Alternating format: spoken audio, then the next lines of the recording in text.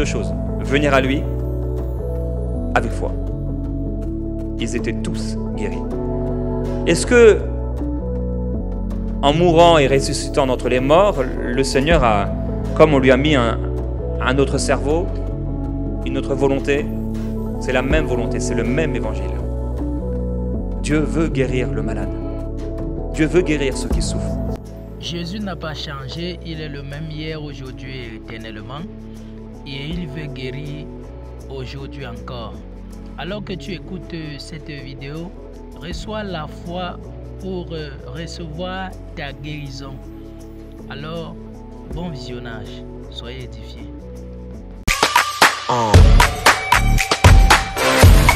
Amen. Alors, donc on se base sur un passage dans 3 Jean, au chapitre 1 et au verset 2. Et aujourd'hui, je vais partager sur la foi pour être guéri. La foi pour être guéri. 3 Jean chapitre 1, verset 2 nous dit « Bien-aimé, je souhaite que tu prospères à tous égards et sois en bonne santé comme prospère l'état de ton âme. » Dis à ton voisin, je souhaite que tu sois en bonne santé.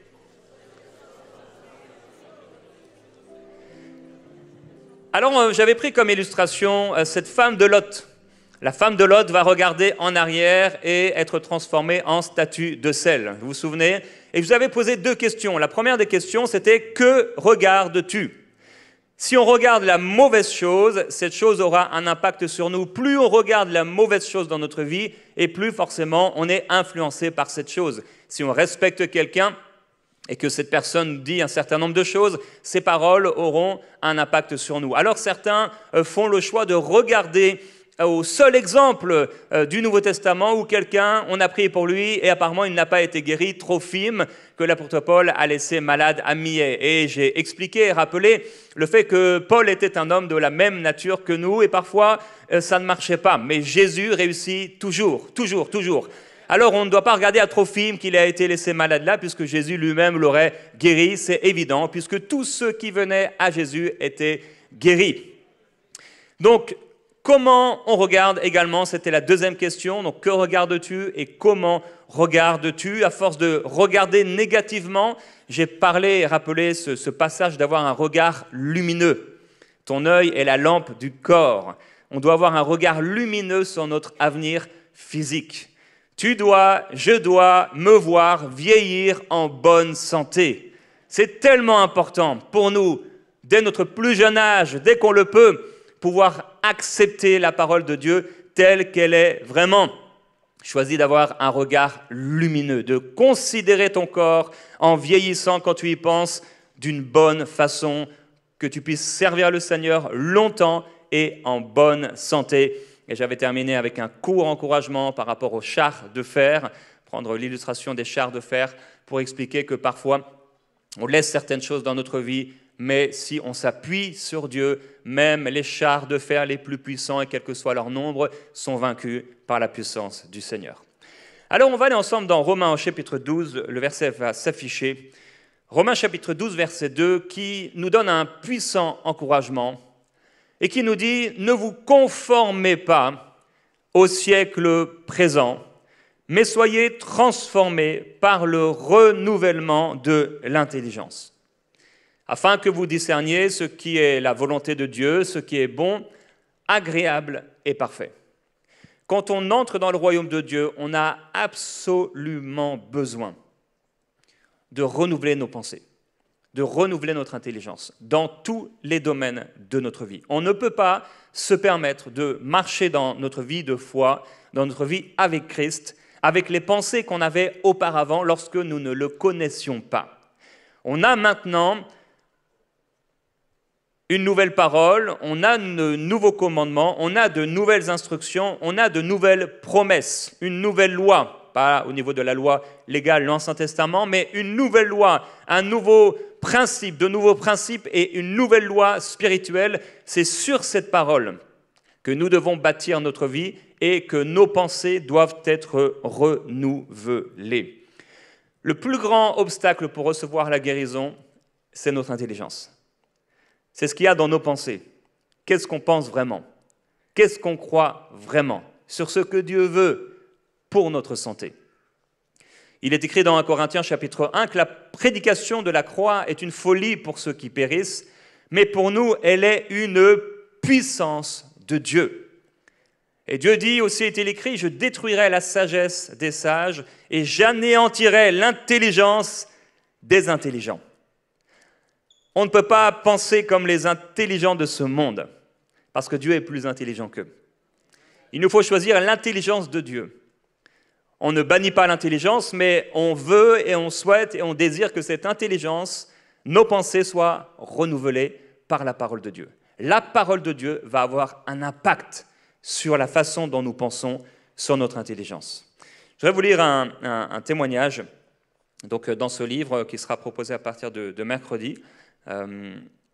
Je suis tombé dessus un peu par hasard, hier en ouvrant le livre au hasard. Et donc, voilà ce qu'il est écrit dans cette pensée du jour. Il y a plusieurs années, lorsque j'animais une conférence pour les jeunes dans les montagnes de Sierra en Californie, je reçus un coup de téléphone urgent. La voix au bout du fil me demanda, « Frère Hagin, vous souvenez-vous de Gary ?» Je m'en souvenais, l'homme parlait de son fils qui avait 9 ans. « Eh bien, reprit-il, il avait mal à la gorge, nous avons prié, mais cela s'est aggravé. On l'a amené chez le médecin qui a expliqué que l'infection s'était étendue à ses reins. Maintenant, ses reins ne fonctionnent plus. Le médecin nous a averti qu'il sera mort dans quelques minutes. Il est en réanimation et nous voudrions que vous mettiez d'accord avec nous. Nous croyons que Gary vivra et ne mourra pas. » « Je croirai avec vous qu'il vivra et ne mourra pas, affirmai-je. J'étais à une conférence pour les jeunes pendant plusieurs semaines et avant de partir, j'ai reçu une cassette par la poste, alors ça s'est passé il y a bien des dizaines d'années. Sur la cassette, l'homme me disait, « Frère Hagin, on me permettait d'entrer en réanimation 5 minutes par jour seulement. Alors je disais à Gary, mon fils, reste là, allongé, et déclare, Jésus lui-même a pris mes maladies et s'est chargé de mes infirmités. Je vivrai, je ne mourrai pas. » Ce petit bonhomme l'a répété sans cesse pendant 2 jours et 2 nuits. Tout d'un coup, il se remit. Nous venons de ramener Gary chez nous et il veut vous dire quelque chose. Ensuite, j'ai entendu Gary dire, « Frère Hagin, je voudrais vous remercier de m'avoir apporté la vérité. Papa vous l'a déjà dit, mais j'ai dû répéter ces paroles plus de 10 000 fois par nuit. Les médecins ne pouvaient pas comprendre comment ce petit garçon avait survécu, mais lui le savait, la parole de Dieu marche. » Amen.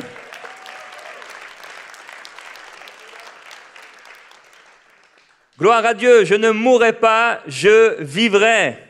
Quand on voit la façon dont Jésus opérait dans le surnaturel, dans l'Évangile, on peut ne pas comprendre comment il fonctionnait.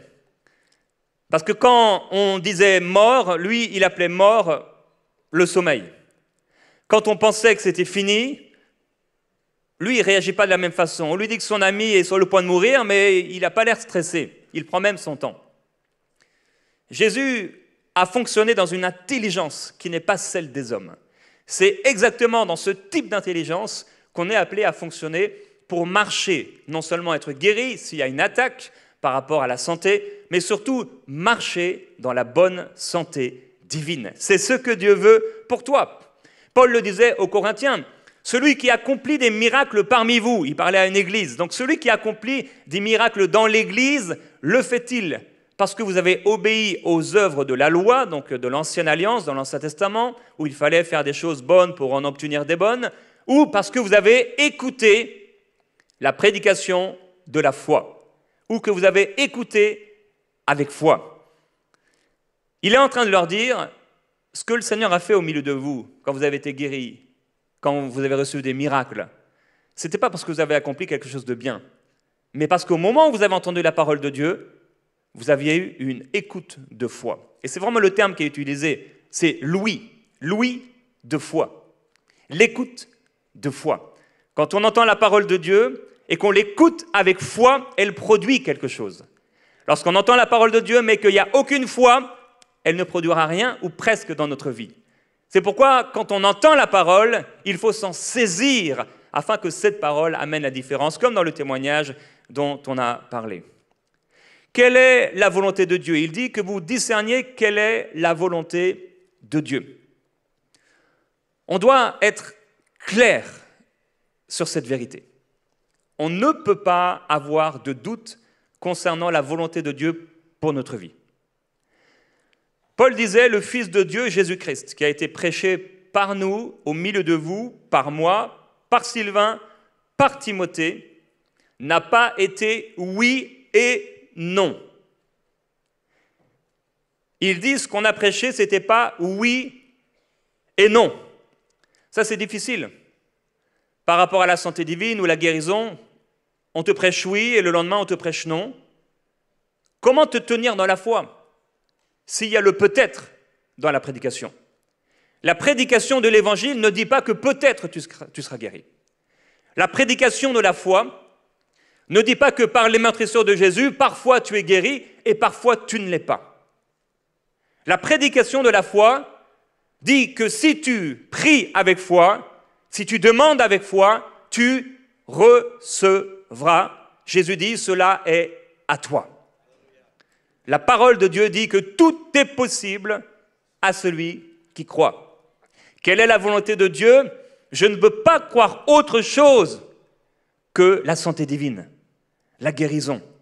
Puisque partout où Jésus passait, il ne faisait que de guérir les malades. C'est ça la prédication de la bonne nouvelle de l'Évangile. Alors ils disent que moi j'ai prêché, ce que Sylvain a prêché, ce que Timothée a prêché, ce n'était pas oui et non. Il dit, mais c'est oui qui a été en lui. Car pour tout ce qui concerne toutes les promesses de Dieu, c'est ce oui et amen en lui. Il m'est donc impossible de croire que cette promesse de Dieu, c'est peut-être. Ça m'est impossible de croire qu'il y a autre chose. Tu ne peux pas penser autrement. Parce que c'est pas oui peut-être ou non, mais c'est ce oui en lui, en Jésus. En Jésus-Christ, par ses meurtrissures, nous avons été guéris. Il n'y a pas de peut-être là-dedans. Alors, c'est peut-être pas ma réalité, ta réalité, mais c'est la vérité de l'Évangile. Et c'est sur cette vérité qu'on doit marcher. Le renouvellement de l'intelligence, ça se passe là. Le doute, ça se passe là. Notre intelligence qui refuse de se soumettre à Dieu, ça se passe là. Les personnes qui refusent de se soumettre à Dieu et d'accepter Jésus-Christ dans leur cœur et le pardon de leurs péchés, ça se passe là, dans leur volonté, dans leur croyance, dans leur acceptation de ce que Dieu dit être vrai. Si Dieu le dit, je le crois. Si c'est écrit, je le crois. Et tout ce que Dieu a écrit va arriver. Il n'y a rien qui a été écrit dans la parole de Dieu, que Dieu a promis, qui n'arrivera pas. Dieu le fera. Tout en lui est oui et amen. Alors à un moment, on a quelqu'un que Dieu a choisi pour préparer le chemin du Seigneur, Jean-Baptiste. Et Jean-Baptiste se retrouve en prison. Il est en proie au doute à un tel point où il fait demander à ses disciples d'aller voir Jésus et de lui demander « Mais est-ce que vraiment c'était toi qui devais venir ?» Parce qu'à l'époque, il s'attendait à un type de Messie qui viendrait sur des grands chevaux avec une grande armée détruire le peuple romain. Et Jésus va répondre. Donc au verset 3, il lui demande « Es-tu celui qui doit venir ou devons-nous en attendre un autre ?» Jésus leur répondit « Allez rapporter à Jean ce que vous entendez et ce que vous voyez. Les aveugles voient, les boiteux marchent, les lépreux sont purifiés, les sourds entendent, les morts ressuscitent. Et la bonne nouvelle est annoncée aux pauvres. Heureux celui pour qui je ne serai pas une occasion de chute. Il dit les aveugles voient. Donc quand il dit les aveugles voient, il est en train de dire c'est bien moi celui qui doit venir parce que les aveugles voient. Les lépreux sont purifiés, ça veut dire que c'était bien moi. Les sourds entendent, ça veut dire que c'était bien moi. C'est bien moi parce que regarde ce qui se passe, les gens sont guéris, les gens sont libérés. Maintenant, mon frère, ma sœur, est-ce que Jésus-Christ veut encore le faire aujourd'hui? Il veut encore le faire aujourd'hui. Il est le même hier, aujourd'hui, pour toujours. La manifestation de Jésus, on a su que c'était Jésus, on pouvait savoir que c'était le Dieu en chair parce qu'il guérissait les malades. On peut savoir que c'est Dieu quand il y a une guérison.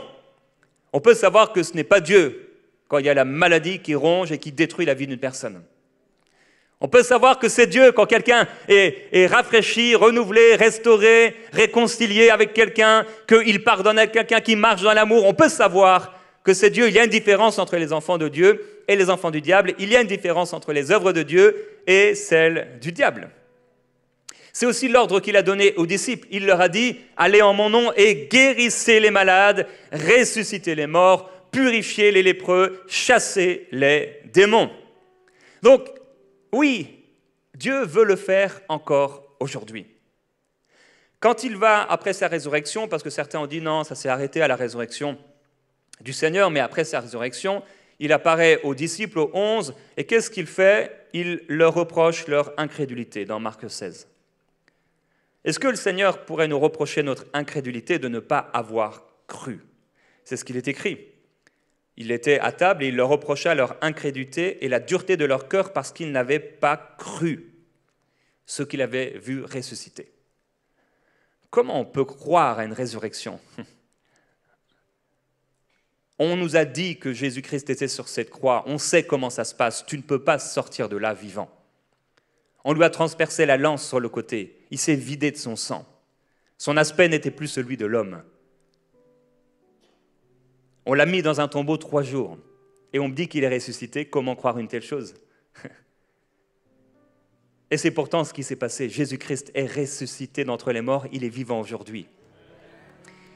Et la volonté de Jésus-Christ qu'il manifestait dans Jérusalem, en Israël et partout ailleurs, eh bien, il la manifeste encore aujourd'hui pour libérer et pour guérir tous ceux qui viennent à lui. Le même Jésus qui opère les mêmes choses et qui les opère à travers ses disciples.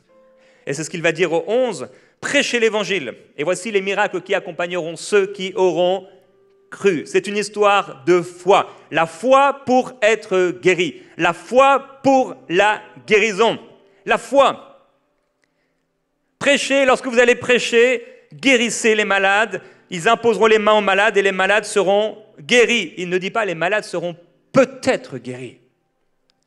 Dieu a clairement exposé la situation de sa volonté par rapport à la guérison et la santé. C'est clair, c'est évident. La parole de Dieu est une épée à double tranchant. Elle sépare clairement sa volonté de ce qui n'est pas sa volonté. Partout dans toute la parole de Dieu, Dieu n'a cessé de guérir ceux qui venaient à lui. Dieu aime guérir ceux qui souffrent. L'Esprit du Seigneur est sur moi parce qu'il m'a oint pour.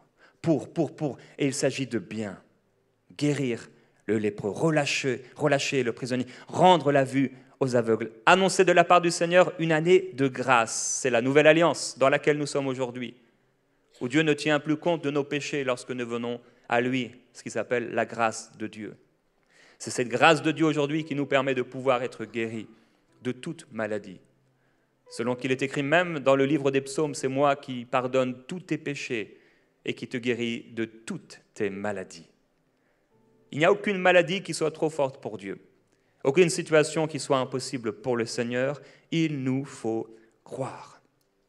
Après avoir dit cela, et c'est la dernière chose qu'il leur a dit avec la venue du Saint-Esprit, il est écrit dans Marc 16 toujours, le Seigneur, après leur avoir parlé, fut enlevé au ciel et il s'assit à la droite de Dieu et ils s'en allèrent prêcher partout. Qu'ont-ils prêché? Est-ce qu'ils ont prêché un nouvel évangile? Ils ont continué de prêcher ce que le Seigneur prêchait, en ajoutant bien sûr le fait qu'il était mort, ressuscité, enseveli, et ressuscité et vivant. Et quand ils ont prêché cet évangile, que se passait-il? Eh bien, les gens étaient sauvés, les gens étaient délivrés, les gens étaient guéris. Et certains ressuscitaient des morts, et les démoniaques étaient libérés. C'est ce qu'il est écrit, le Seigneur travaillait avec eux et confirmait la parole. Comment Dieu confirmait la parole? Par les miracles qui l'accompagnaient. Dieu ne peut pas confirmer sa parole en laissant mourir les gens. Il ne peut pas confirmer la parole à travers les apôtres en leur disant que peut-être ils seront guéris. La parole ne sera pas confirmée par le peut-être. Dieu ne peut pas confirmer sa parole en prêchant que bien peut-être, si vraiment c'est la volonté de Dieu, tu seras guéri. Si la personne est guérie, comment saura-t-on si c'était vraiment la volonté de Dieu, puisque c'est peut-être. Il prêchait le véritable évangile, la foi réelle, la prédication de la foi. Et Dieu opérait parmi eux des miracles extraordinaires. Comment la parole de Dieu était confirmée? Par les miracles, par les guérisons. Jésus, à un moment, va leur adresser une parabole C'est la parabole du juge inique, cette veuve, je ne sais pas si vous vous souvenez, qui vient à lui et qui veut vraiment que le juge puisse répondre à son problème. Jésus donne cette parole pour nous encourager à prier sans relâche, à la persévérance. Et il utilise cette illustration, cette parabole, pour nous encourager donc à la persévérance et la foi et nous montrer que même ce juge qui n'avait aucune crainte de Dieu, s'il a répondu à cette femme parce qu'elle était persévérante, mais à combien plus forte raison le Père répondra à nos besoins, à nos demandes, à nos requêtes. Et il conclut cette parabole en disant, mais quand le Fils de l'homme reviendra, trouvera-t-il la foi sur la terre? Il y a un type de foi qui fait que tu pries sans relâche, avec persévérance. Et ce type de foi t'amène, après avoir prié, à continuer la prière, mais ce n'est plus la prière de demande, c'est la prière de louange, parce que tu sais que tu as été guéri, que tu as reçu. Lorsque tu demandes au Seigneur avec foi, à un moment, il se passe quelque chose. Comment recevoir la guérison lorsque, bien, apparemment, rien ne change? Comment ôter le doute de nos cœurs lorsque tu as prié pour la guérison, mais qu'apparemment, il ne s'est rien passé? Le Seigneur n'a pas dit qu'il se passerait tout de suite quelque chose à la seconde même. Il a dit, croyez que vous avez reçu et vous le verrez s'accomplir. Alors le verrez s'accomplir, c'est parfois à l'instant même. Une seconde, c'est passé. Vous le verrez s'accomplir, c'est peut-être dans les secondes ou dans les minutes qui suivent. Pour certains, ça peut même être dans les jours qui suivent. Mais Dieu n'a pas menti. Qu'est-ce qu'a fait ce garçon dont on a parlé aujourd'hui? Gary, il a pris la parole de Dieu et il l'a proclamée. Et il l'a proclamé, et il l'a proclamé, et il l'a déclaré. Il ne s'agit pas de demander constamment à Dieu, comme si ce n'est pas ce que Dieu voulait nous donner, c'est ce qu'il veut nous donner. On va le demander au Seigneur, mais ensuite on va proclamer sa parole. Alors tu déclares la parole de Dieu, tu saisis une promesse des Écritures, peut-être une promesse que le Saint-Esprit, ou une parole, un verset que le Saint-Esprit te donne, et tu déclares cette parole. Et tu déclares cette parole, jusqu'à ce que le doute s'envole. Et tu verras qu'en confessant la parole de Dieu, en proclamant la parole de Dieu, que va-t-il se passer au bout d'un moment? Le doute va s'envoler. Et tu vas commencer à remercier le Seigneur pour cette guérison. Tu vas commencer à louer Dieu pour cette guérison, parce que tu sais que c'est une chose qui est faite. Alors les apôtres ont continué à prêcher l'Évangile après la résurrection du Seigneur. Il y a eu la Pentecôte. Et qu'ont-ils fait après la Pentecôte? Parce que ça ne s'est pas arrêté à la Pentecôte, ça a continué après. Il est écrit dans Actes 5. Beaucoup de miracles et de prodiges se faisaient au milieu du peuple par les mains des apôtres. Le nombre de ceux qui croyaient au Seigneur, hommes et femmes, augmentait de plus en plus, en sorte qu'on apportait les malades dans les rues. C'est étonnant, c'est la même chose qui se passait avec Jésus. Et c'est la même chose qui se passait avec les apôtres. On les plaçait sur des lits et des couchettes afin que lorsque Pierre passerait, son ombre au moins couvre quelqu'un d'eux. La multitude accourut des villes voisines à Jérusalem, amenant des malades et des gens tourmentés par des esprits impurs. Et qu'est-il écrit à la fin ici? Et tous étaient guéris. Dieu est précis. Quand Dieu dit tous étaient guéris, c'est que tous étaient guéris. Sa parole, ce n'est pas oui ou non. Sa parole, c'est oui et amen. Tout est oui et amen en Jésus. Tous étaient guéris. Tous ceux qui venaient étaient guéris. Alors bien sûr, ça nous rappelle quelque chose. Puisque quand les foules venaient à Jésus et qu'ils se présentaient à lui, tous étaient guéris. Marc 6, 56. Tous ceux qui le touchaient étaient guéris. Et également, Luc 6, 19. Toute la foule cherchait à le toucher parce qu'une force sortait de lui et les guérissait tous. Ce que Dieu faisait à travers les apôtres, c'était la même chose. Dieu faisait-il une différence entre les malades? Non. Est-ce que Jésus faisait une différence entre les malades? Non.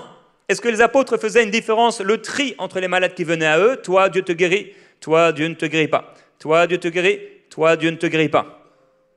Non, tous étaient guéris. Je ne sais pas si vous avez déjà vu la série Malcolm. Et le petit Dewey, qui est très mignon. Et il a devant lui tous ces soldats de plomb. Et il dit, toi, tu meurs. Toi, tu vis. Toi, tu meurs. Toi, tu vis. Dieu ne fait pas comme ça avec nous. Tous ceux qui venaient à lui étaient guéris. En fait, la guérison, elle est là, dans le Seigneur. Elle est en lui. Elle est dans son corps. Elle est dans son sang. Et c'est pourquoi, après le message, on va faire un appel spécial pour tous ceux qui sont malades. On va prendre le repas du Seigneur. Et on va prendre le repas du Seigneur comme un geste de foi, afin qu'au moment même où tu prends cette coupe de bénédiction et le corps du Seigneur, tu reçoives ta guérison. Pas le peut-être, pas dans l'espérance que peut-être Dieu le fera, mais vraiment comme un geste de foi, que Dieu le fasse et qu'il se glorifie. Est-ce seulement pour les non-chrétiens ? Parce que certains pourraient penser, oui, mais c'est seulement dans le cadre de l'Évangile où Dieu veut montrer quelques signes ici, quelques miracles là pour que les gens se tournent vers le Seigneur, mais est-ce que Dieu est un manipulateur ? Si tu as eu la chance d'être guéri et de donner ta vie à Jésus, ok, mais après il va te laisser mourir ? Non, c'est pour ses enfants. Et d'ailleurs, on le voit dans les Actes des Apôtres. Il y a parmi les croyants qui ont été visités, Énée par exemple. Énée était sur un lit, paralytique depuis, je crois, 8 ans. Il faisait partie du peuple de Dieu, mais il n'avait pas réussi à obtenir sa guérison. Et voilà que Pierre arrive là au milieu de tous les croyants qui étaient là et il le fait lever et cet homme est guéri. Dieu a voulu nous encourager dans les évangiles et dans sa parole en nous montrant également des personnes qui ont été guéries de maladies qu'ils avaient depuis de nombreuses années. Il y a cet homme qui est malade depuis 8 ans, il y en a d'autres, c'était depuis 20 ans ou depuis 18 ans ou plus, pour nous montrer qu'il n'y a aucune situation qui soit impossible. Le renouvellement de l'intelligence. Dieu ne pense pas comme nous. Lazare est dans le tombeau depuis 4 jours. Imaginez, il commence à sentir. Ça veut dire que son corps a commencé à se décomposer. Avec tout le reste. C'est une situation impossible. Ça ne peut pas se passer. Quelqu'un qui est mort depuis 4 jours ne peut pas ressusciter. C'est impossible. Impossible aux hommes, mais pas à Dieu. Impossible aux hommes, mais pas à ceux qui croient.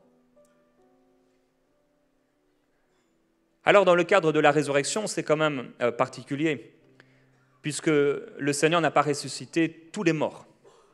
Il y a un temps pour mourir, à moins d'être enlevé par le Seigneur. Mais Dieu veut que tu meures en bonne santé.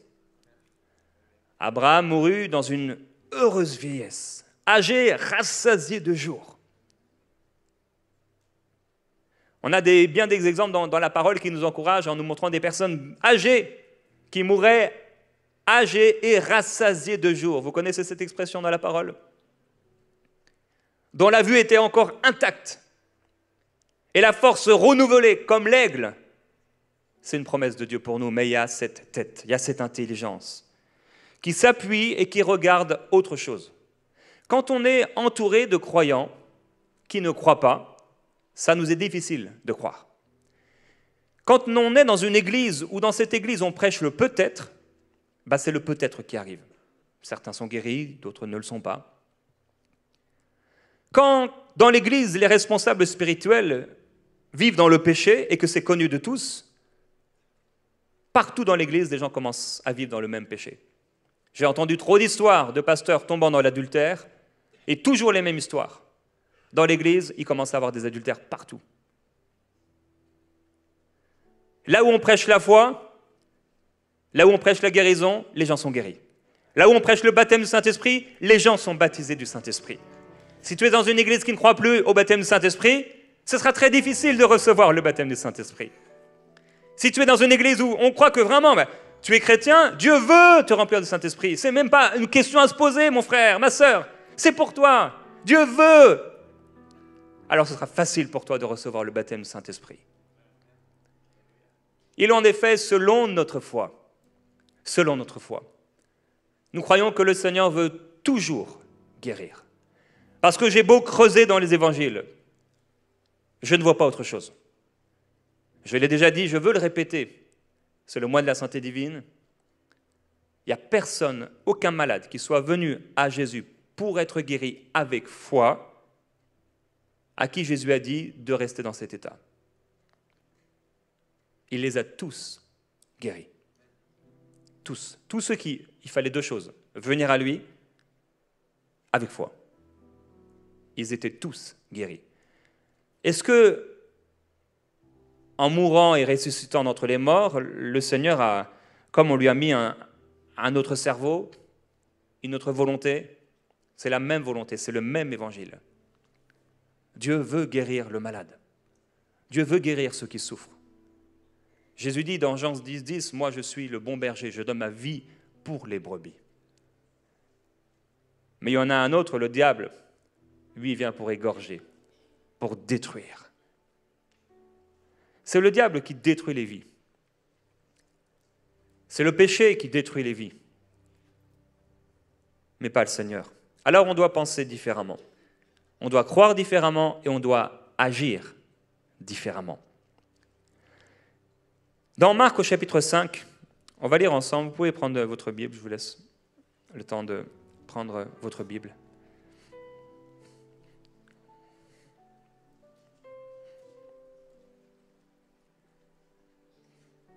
Marc chapitre 5, verset 35.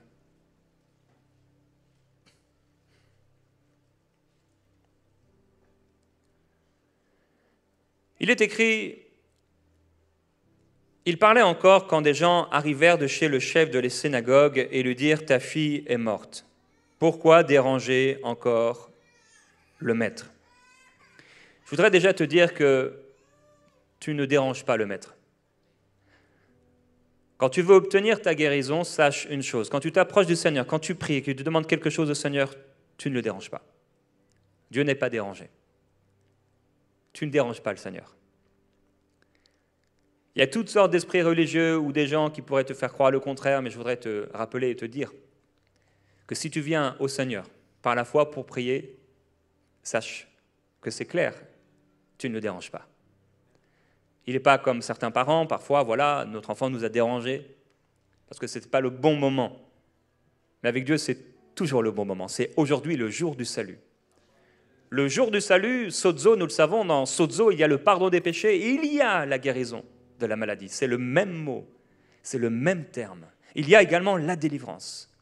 C'est aujourd'hui le jour du salut. Pourquoi déranges-tu le maître? Pourquoi je le dérange? Pour recevoir ma guérison. Crois ce que tu veux, mais moi j'ai une guérison à recevoir et personne ne pourra m'empêcher de l'obtenir, comme cette femme qui va à travers la foule et qui dit si seulement je peux toucher le vêtement de Jésus, je serai guéri. Verset 36. Dès qu'il entendit cette parole, Jésus dit au chef de la synagogue, « N'aie pas peur, crois seulement. » Mais comment a-t-il fait pour être aussi rapide pour connaître la volonté de Dieu? C'était une petite fille. Ce n'était pas le temps de Dieu. Il lui a dit, « N'aie pas peur, crois seulement. » Waouh! Comment pouvait-il croire en une chose comme ça? En mettant ses regards sur Jésus, en mettant sa foi sur Jésus. Parfois, on met tellement l'accent sur la grandeur de notre foi, on doit vraiment avoir la foi, tu dois avoir une grande foi, plutôt que de poser sa foi sur lui. Notre foi doit être sur Jésus. Quand dans le désert, ils ont été mordus par des serpents et qu'ils commençaient à mourir avec l'infection qui arrivait directement dans leur sang, ils commençaient à tomber les uns et les autres. Moïse a fait ce serpent d'airain. Et quand il l'a levé, ce qui était comme un serpent d'airain, et que les gens regardaient, aussitôt, ils étaient guéris. Ils n'ont pas fait d'œuvres bonnes, ils n'ont pas fait d'école biblique. Ils ont juste regardé à ce qui était une prophétie de Jésus-Christ sur la croix. Pour recevoir la guérison, ce n'est pas notre foi, la grandeur de notre foi, il faut que tu aies une grande foi. Puisque Jésus dit qu'il faut une foi comme un grain de moutarde. Ne mettons pas nos regards sur la grandeur de notre foi. Ne mettons pas même nos regards sur notre doute, mais sur Jésus. Quand ils ont regardé ce qui était Jésus sur la croix, ils ont été guéris.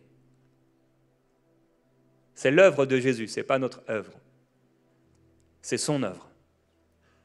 Ce n'est pas notre sang. On n'a pas besoin de se crucifier ou de se malmener ou de se faire mal pour obtenir la guérison ou quelque chose de la part du Seigneur. C'est une histoire de foi. De mettre notre foi en Jésus. C'est en lui. C'est son œuvre. C'est son sang. Et la coupe de bénédiction, c'est comme ça qu'elle est appelée. Cette coupe de bénédiction, elle apporte la santé. Ésaïe dira de manière prophétique dans ce magnifique chapitre 53 d'Ésaïe, il voit à l'avance, des centaines d'années à l'avance, la crucifixion du Messie, Jésus-Christ. Et il voit cela, il explique de manière magnifique. Et il peut dire que par ces meurtrissures, nous sommes guéris. Et le châtiment qui est tombé sur lui nous donne la paix. Quelle joie extraordinaire, vous qui êtes des croyants nés de nouveau. Vous savez ce que c'est d'avoir reçu la paix de Dieu. Vous sentez cette paix dans votre cœur, de savoir que vous lui appartenez, de savoir qu'il vous aime, de savoir là où vous allez, de savoir que vos péchés ont été pardonnés. Quelle paix magnifique! J'ai la paix de Dieu. Cette paix, on ne l'avait pas dans le monde. Tu pouvais faire tes cours de yoga dans le monde, le matin, au lever du soleil, en reniflant l'écorce des arbres. Mais le soir, au coucher du soleil, la paix, elle était partie. Mais avec le Seigneur, la paix, elle demeure. Pourquoi? Est-ce que c'est parce qu'on est plus fort que les autres? Non. C'est parce sur lui est tombé le châtiment, la malédiction. En fait, quand on ne connaît pas le Seigneur, on est sous la malédiction, à cause du péché. Parce que tous sont péchés et sont privés de la gloire de Dieu, de la bénédiction de Dieu. Mais la bonne nouvelle, c'est que Christ a porté cette malédiction. Selon qu'il est écrit, « Maudit est quiconque est pendu au bois ». Ceux qui n'ont pas le Seigneur sont sous la malédiction. Nous étions sous la malédiction. Sous la malédiction, le diable sévit. Il fait ce qu'il veut, il détruit les gens. Ce qu'il veut, à moins que les chrétiens prient. Et merci au Seigneur parce que les chrétiens prient. Parce que l'Église dans le monde prie pour que les gens connaissent le Seigneur, les gens sont gardés, les gens sont préservés. Mais lorsqu'il y aura l'enlèvement de l'Église et que l'Église ne priera plus, ça va être une catastrophe mondiale. Parce qu'il n'y aura plus de chrétiens qui prient pour la paix. Il n'y aura plus de chrétiens qui prient pour le salut.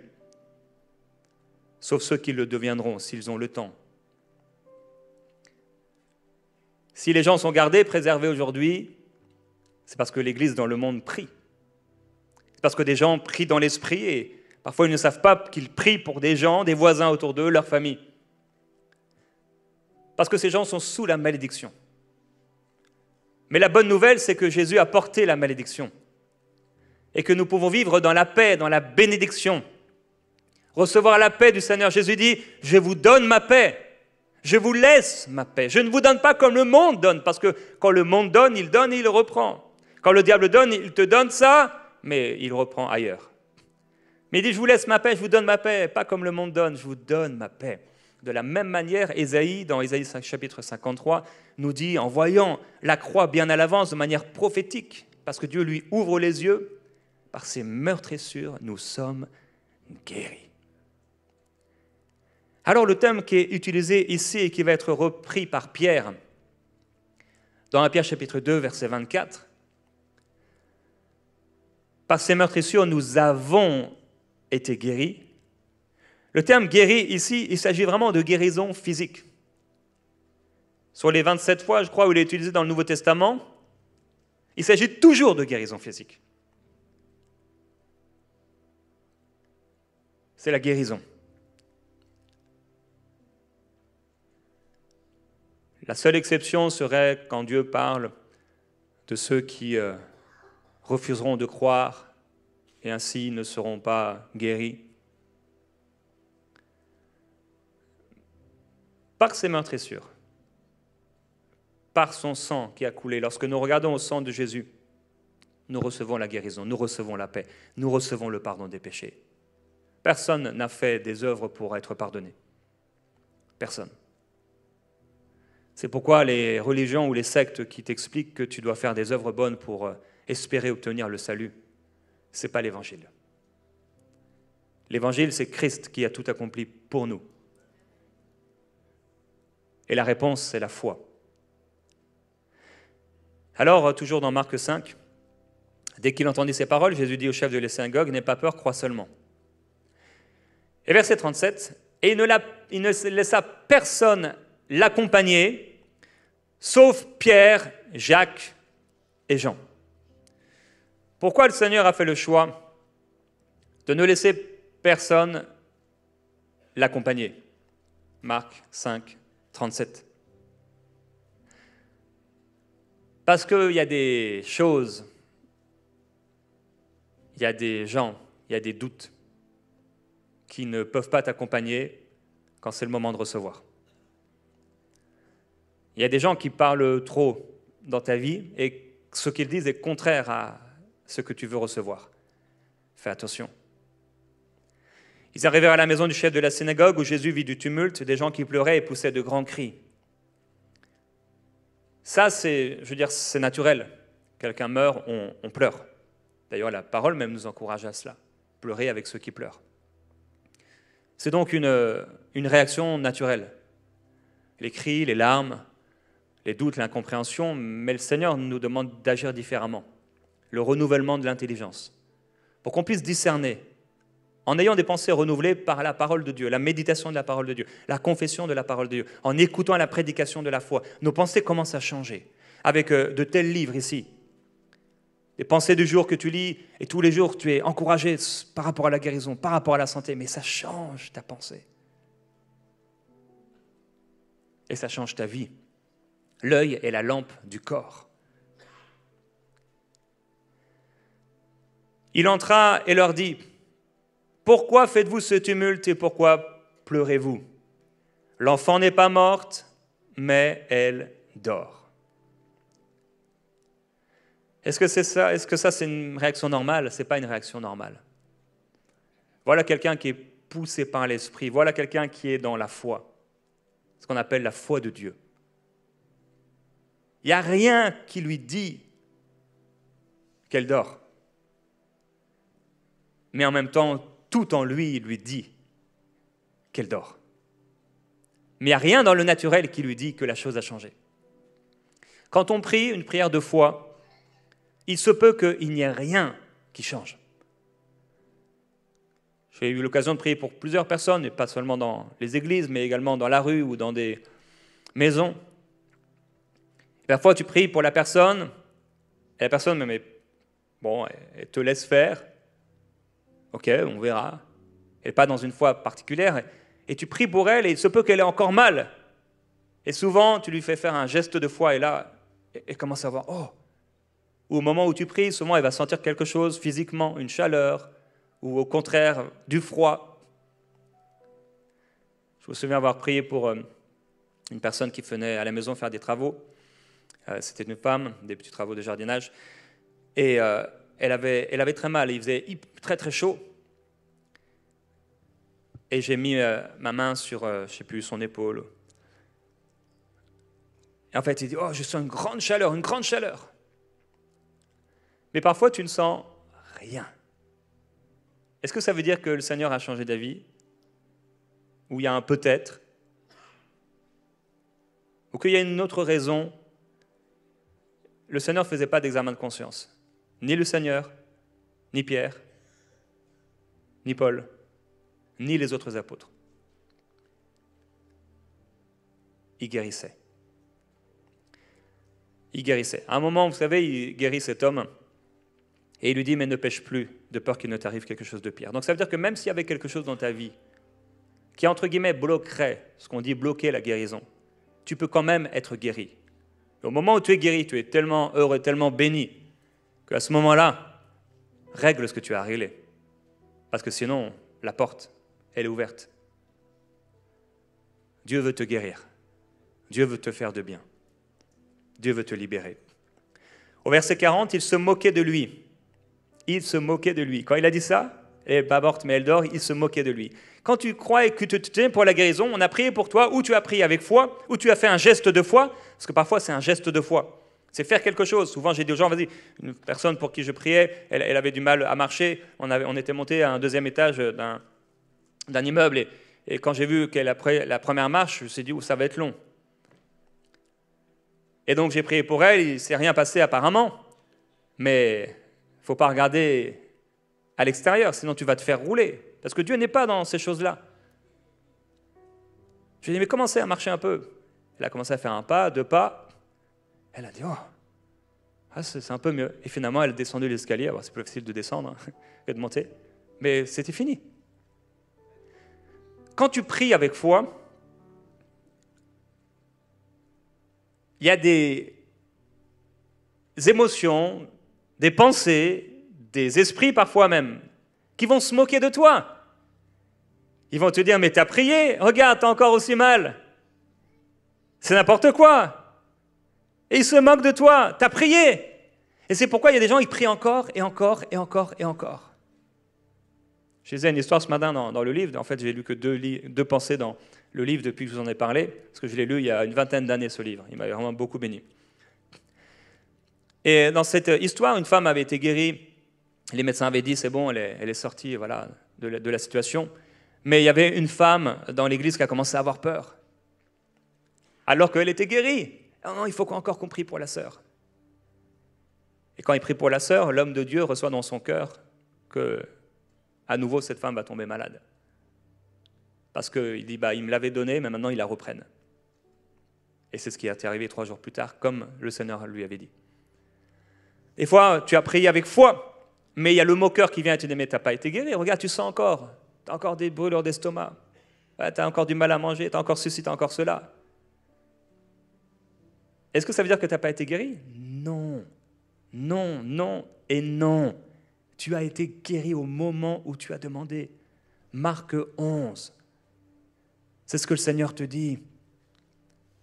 Si tu dis à une montagne, ôte-toi de là, jette-toi dans la mer, et que tu ne doutes pas dans ton cœur, mais que tu crois que ce que tu dis arrive, cela te sera peut-être donné. Non, il n'y a pas de peut-être, ce n'est pas le oui et le non. Cela te sera donné, un point, c'est tout.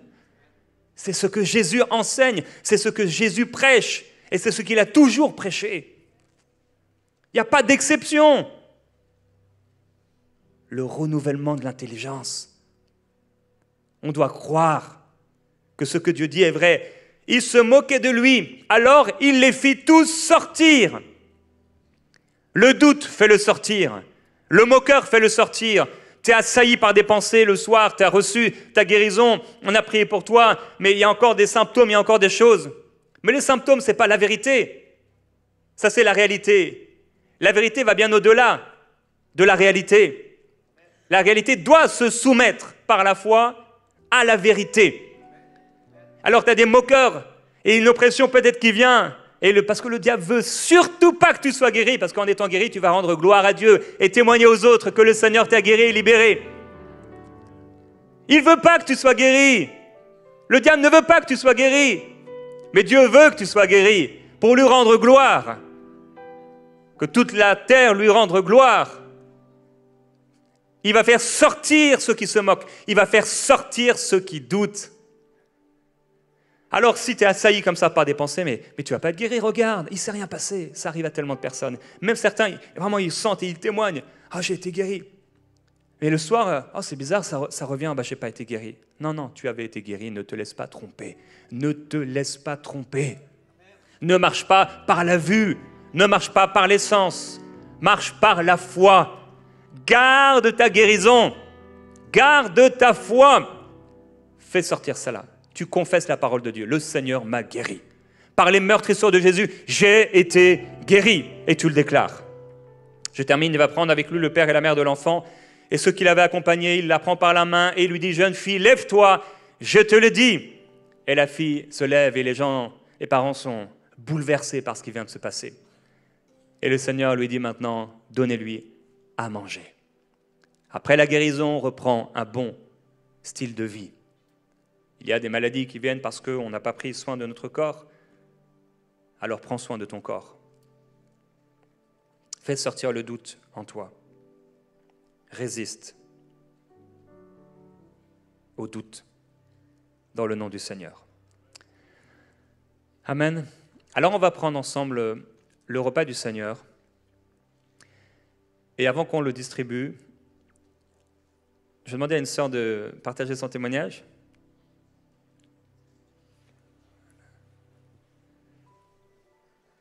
Bonjour tout le monde. Bonjour, je suis un peu stressée, mais ça va. Donc, je vais partager mon témoignage. Ça fait... Allô? Vous m'entendez? Ok. Désolée. Donc, je vais partager mon témoignage. Ça fait un moment, j'étais malade. J'avais vraiment des migraines, de grosses douleurs au ventre. J'étais partie à l'hôpital. Ils m'ont fait des examens. Là, ils m'ont dit que j'avais de gros myomes, des kystes qu'il fallait enlever. Mais ma matrice aussi était devenue trop gros. Et là, il fallait vraiment une opération rapide parce que c'était vraiment intense. Je n'arrivais même plus à travailler.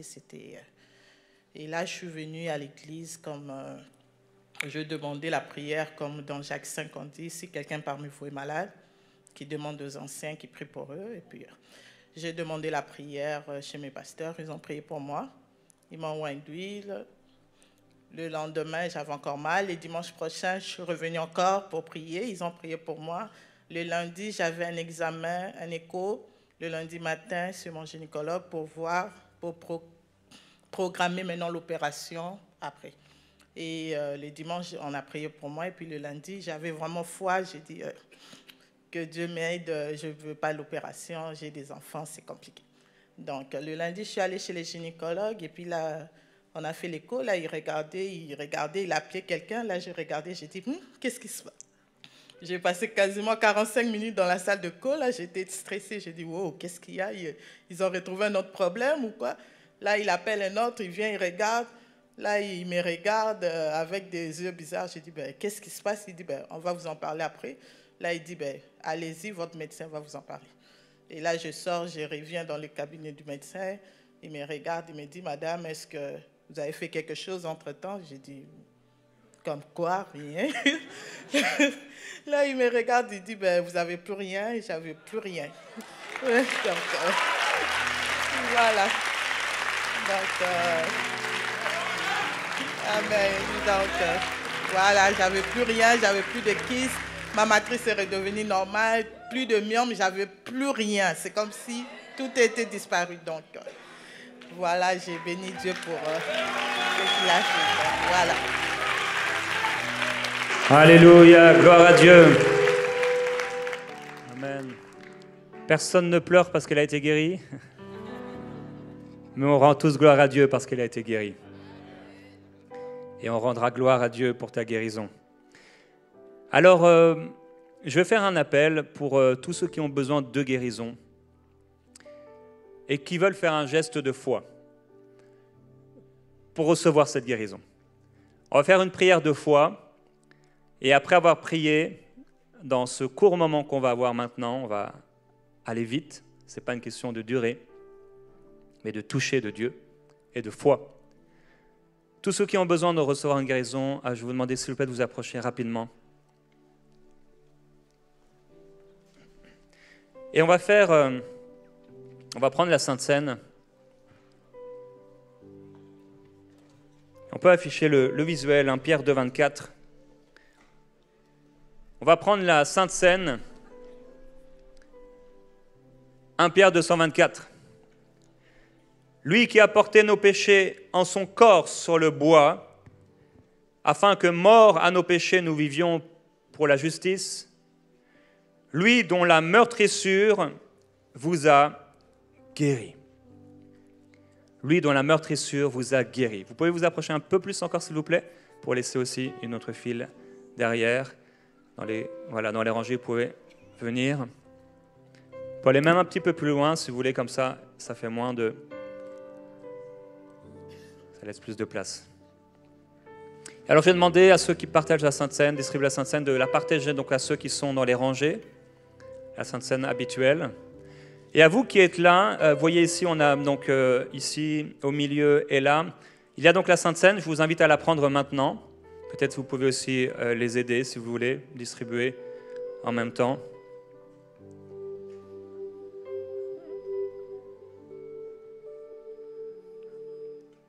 Voilà, ceux qui sont à l'avant, peut-être, vous pouvez les aider à distribuer. Eric, si tu pourrais, je te demande. Donc voilà, distribuer également. Et donc on va faire une prière de foi. Le Seigneur est bon. La parole de Dieu déclare, « L'Esprit qui opère parmi vous, le fait-il en raison des œuvres de la loi ou par l'écoute de la foi, par la prédication de la foi ?» Il ne s'agit pas d'œuvres de la loi. Il ne s'agit pas d'être un bon chrétien. Il ne s'agit pas des chrétiens, j'ai pas prié aujourd'hui, j'ai prié aujourd'hui, ou je suis un bon chrétien ou un mauvais chrétien, ou j'ai pas assez prié, ou moi j'ai pas assez la foi, ou j'ai pas assez fait, ou il y a ceci dans ma vie. C'est pas ça, c'est pas ça, c'est pas ça. Il s'agit de la foi. C'est pour ça qu'on ne peut jamais condamner ou culpabiliser quelqu'un parce qu'il a ou parce qu'il n'a pas. Ce n'est pas les œuvres, c'est la foi. Et dit l'Esprit qui opère parmi vous, le fait-il à cause des œuvres de la loi, parce que vous auriez accompli les œuvres de la loi, ou par l'écoute de la foi? C'est par l'écoute de la foi, c'est par la prière de la foi. Donc, Dieu va faire de belles choses. Juste là, dans les prochaines secondes. De belles choses. Et il y aura des témoignages. Et j'avais à cœur qu'on ne va pas imposer les mains, parce qu'en fait, il s'agit de la puissance du corps et la puissance du sang. Dans Corinthiens 11, l'apôtre Paul parle de la communion, donc la Sainte Seine, le repas du Seigneur, et de la coupe de bénédiction. Ce que tu tiens dans ta main, c'est la coupe de bénédiction. Quand ils ont regardé à ce serpent d'airain, juste ils regardaient.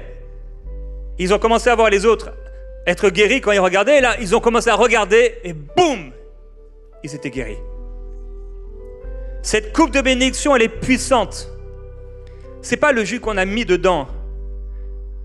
C'est la représentation spirituelle, la force spirituelle du sang de Jésus. C'est une coupe de bénédiction. Ce corps, ce pain, c'est le corps du Seigneur. Quand tu manges le corps du Seigneur, ça amène la guérison. Alors on ne prend pas aujourd'hui peut-être le repas du Seigneur comme on a eu, ou comme tu as eu l'habitude de le prendre, mais là on le prend dans une foi pour obtenir ce qui nous a été promis. Et ceux qui sont assis, alors qu'on va prendre le repas du Seigneur, vous pouvez aussi être dans la foi pour recevoir toute bénédiction dont vous auriez besoin dans votre vie. Avant de la prendre, en quelques instants, je relis ce passage, chapitre 11 de Marc.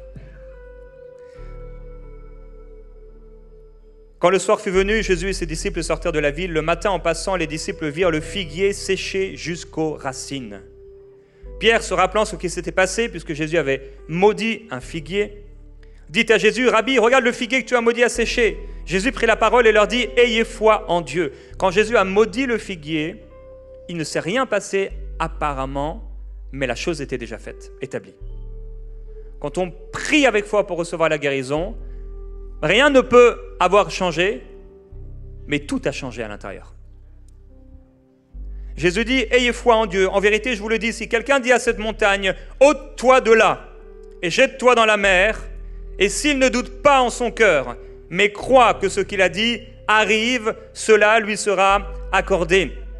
C'est pourquoi je vous dis, tout ce que vous demandez en priant, croyez que vous l'avez reçu et cela vous sera accordé. Et lorsque vous êtes debout en prière, si vous avez quelque chose contre quelqu'un, pardonnez, afin que votre Père qui est dans les cieux vous pardonne aussi vos fautes. Alors j'aimerais qu'on puisse déclarer ensemble, si tu as un problème de pardon avec quelqu'un, déclare maintenant, je relâche le pardon au nom de Jésus-Christ sur toute personne qui m'a fait du mal. Je relâche le pardon et je pardonne, pas par mes émotions, mais par obéissance. Je pardonne de tout mon cœur à ceux qui m'ont fait du mal. Et maintenant, on va prier cette prière de la foi. Père, je veux te remercier et te glorifier parce que tu es fidèle à ta parole et ta parole est oui et amen. Alors je prie, Père, et déclare qu'au nom de Jésus-Christ, toutes les maladies quittent les corps, tous les symptômes, tout ce qui fait mal, tout rhumatisme, toute douleur, toute maladie qui a été nommée ou pas, on a su ce que c'était ou pas, tout ce qui vient, tout handicap, tout cela au nom de Jésus-Christ.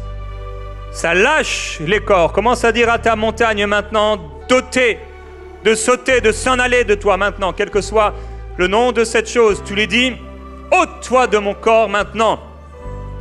Ôte-toi de mon corps maintenant. Et déclare, au moment où je vais prendre cette coupe de bénédiction, au moment où je vais prendre le corps du Seigneur, je vais recevoir la guérison. Alors ensemble, on va prendre le corps ensemble. Et quand ça entre en toi, reçois maintenant la guérison au nom de Jésus-Christ. Et tu prends directement la coupe juste après.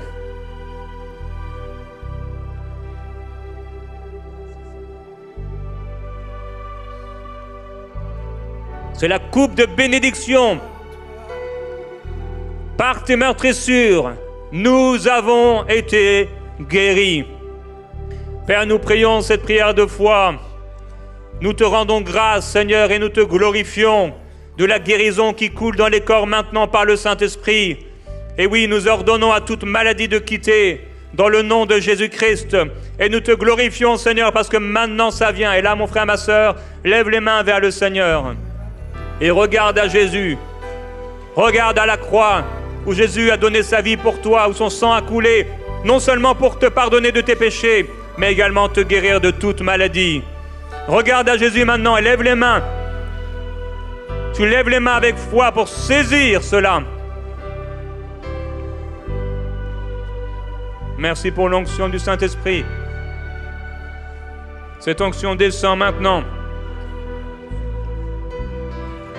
On va déclarer, tu es celui qui me guérit.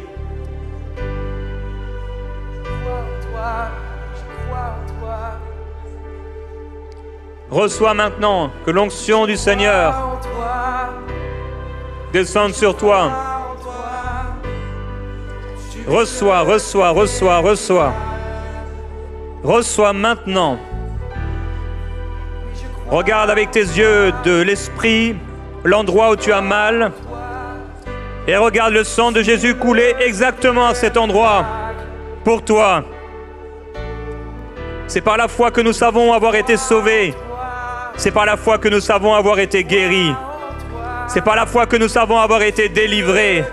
C'est par la foi que nous savons avoir été libérés. Seigneur Jésus, merci. Oui, l'Esprit du Seigneur est sur nous pour relâcher les prisonniers, rendre la vue aux aveugles et guérir tous ceux qui sont malades. Merci pour la guérison qui coule maintenant. Au nom de Jésus, nous recevons, nous recevons, nous recevons. Jésus, merci, merci. Oui, là où tu es, reçois maintenant. Ne sois pas dans le combat, mais sois dans la victoire, la réception. Ne combat pas pour obtenir. Il a déjà combattu pour toi. Alors commence à te réjouir maintenant dans le Seigneur. Quand tu sens que les doutes s'en vont, tu es dans la foi, Élève le Seigneur. Glorifie le Seigneur. Parce qu'il guérit maintenant, il libère maintenant, il souffle sur toi maintenant. C'est pas la tête, c'est le cœur qui croit. La tête se soumet à ton cœur, à la foi qui vient du cœur. Alors c'est pas ta tête, c'est ton cœur. Je crois, je sais en qui j'ai cru. Je sais en qui j'ai cru. Je suis guéri de cette maladie. Déclare, je suis guéri de cette maladie. Je ne mourrai pas, je vivrai. Ça ne va pas s'empirer, je vivrai. Ça ne va pas s'empirer parce que je suis guéri. Je suis guéri, je suis guéri. Oh Seigneur, merci parce que tu m'as guéri. Seigneur, merci parce que je suis guéri. Ton sang coule exactement à l'endroit de cette maladie. Ce n'est pas ma maladie, c'est la maladie du diable. Retourne chez le diable au nom de Jésus. La guérison coule dans mon corps. Merci Jésus pour la guérison. Merci pour la santé divine. Et là où tu es assis, remercie Dieu pour la santé divine dans ton être. Merci pour la santé. Merci pour la santé divine. Oh, merci pour l'onction de guérison qui coule dans ce lieu. Tous étaient guéris, tous sont guéris maintenant. Reçois au nom de Jésus. Ne doute pas, mais crois seulement. Tout va bien, tout va bien, tout va bien, tout va bien, tout va bien, tout va bien au nom de Jésus. J'ai reçu, j'ai reçu. Jésus dit, au moment où vous demandez, croyez que vous l'avez reçu. Alors maintenant, c'est plus une question de recevoir, mais d'avoir reçu. Tout ce que vous demandez avec foi en priant, croyez que vous l'avez reçu. Quand est-ce que, mon frère, ma soeur, tu as reçu ta guérison? Au moment où tu as posé ce geste de foi en prenant le repas du Seigneur. C'est à ce moment-là, à midi 16, à midi 15, que tu as reçu la guérison. Croyez que vous l'avez reçu et vous le verrez s'accomplir. J'ai reçu ma guérison ce dimanche. À midi 15, c'est là que j'ai reçu ma guérison. À midi 15, j'ai reçu ma guérison, selon ce que le Seigneur a dit et promis dans sa parole. Sa parole est oui et amen. Alors à midi 15, j'ai reçu ma guérison et je vais la voir s'accomplir dans le nom de Jésus. Je vais le voir dans mon corps et je parle à mon corps et je te dis, mon corps, sache que tu es guéri, sache que tu es libéré. Tu es libéré de ces douleurs, tu es libéré de ces infirmités. Tu es maintenant en bonne santé, c'est ton héritage, c'est la promesse de Dieu, c'est oui et amen. J'ai été guéri, j'ai été guéri, j'ai été guéri. Merci Seigneur, nous te glorifions. Nous te glorifions. Tu es le Dieu des miracles.